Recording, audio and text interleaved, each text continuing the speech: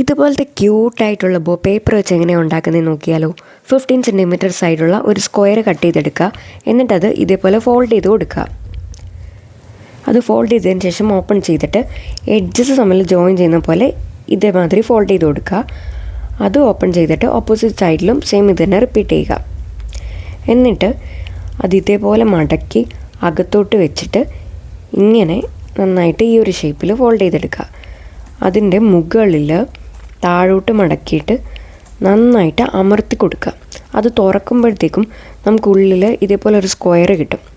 അത് ഈ ഒരു ഷേപ്പിലാക്കി മടക്കിയെടുക്കുക.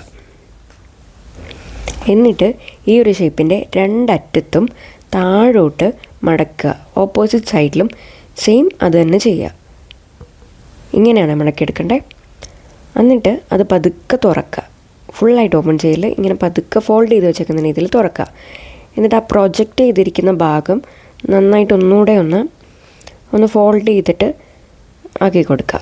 എന്നിട്ട് പ്രൊജക്റ്റ് ചെയ്യാതെ ഉള്ളിലിരിക്കുന്ന ആ ഭാഗത്തിൻ്റെ അറ്റത്ത് ഇതേപോലെ രണ്ട് സൈഡിലും കട്ട് ചെയ്ത് കൊടുക്കുക. ഓപ്പോസിറ്റ് സൈഡിലും സെയിം ഇത് തന്നെ റിപ്പീറ്റ് ചെയ്യുക. എന്നിട്ടത് തിരിച്ച് വെക്കുക. തിരിച്ച് വെച്ചിട്ട് നേരത്തെ ആ പ്രൊജക്റ്റ് ചെയ്തിരുന്ന ഭാഗം താഴോട്ട് മടക്കി രണ്ടും കൂടെ ഒരുമിച്ച് ഇതേപോലെ വയ്ക്കുക. എന്നിട്ട് നമ്മൾ നേരത്തെ കട്ട് ചെയ്ത് കൊടുത്തില്ലേ, അതാണെങ്കിൽ ബാക്ക് സൈഡിൽ ഇങ്ങനെ മടക്കി കൊടുക്കുക.